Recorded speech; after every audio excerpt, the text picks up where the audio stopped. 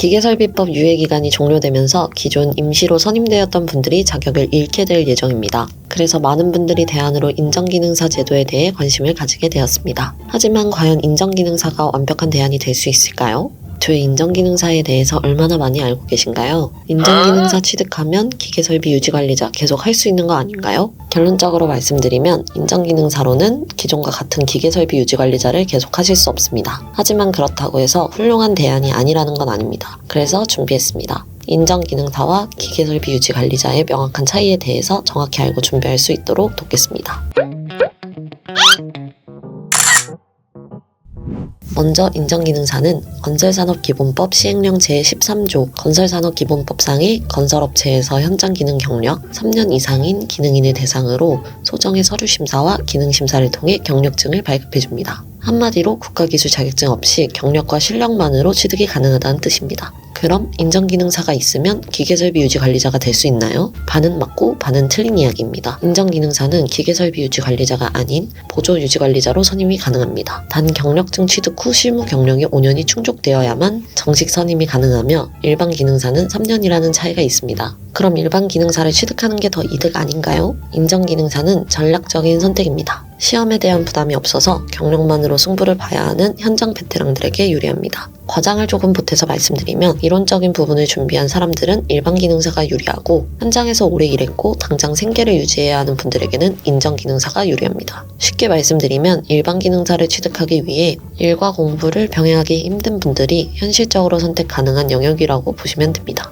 그럼 인정기능사는 죽었다 깨어나도 책임관리자가 못 되는 건가요? 불가능이라고 말씀드릴 순 없지만 현실적으로 보면 어렵습니다. 책임관리자가 되려면 역량지수를 35점 이상 받아야 합니다. 여기서 역량지수란 기계설비 유지관리자의 등급을 결정하기 위해 자격, 학력, 경력, 교육 점수를 합산한 수치입니다. 쉽게 말하면 당신이 이 분야에서 얼마나 실력을 갖춘 전문가인가를 점수로 평가한다고 보시면 됩니다. 초급, 중급, 고급, 특급으로 구분되며 가장 하위 단계인 초급 수첩을 받기 위해서는 35점을 채워야 하는데 인정기능사 같은 경우 10점밖에 받을 수 없기 때문에 현실적으로 불가능에 가깝다고 보시면 됩니다. 그러면 인정기능사로 할 수 있는 일이 도대체 뭔가요? 이 영상의 핵심은 초급 이상을 목표한다면 인정기능사가 부족해 보일 수 있지만 현장 실무자들과 건물관리 주체들에게 인정기능사는 훌륭한 대안이자 현실적인 돌파구라는 것입니다. 기계설비법에 따라 일정 규모 이상의 건물은 책임 1명과 보조 1명이 필요합니다.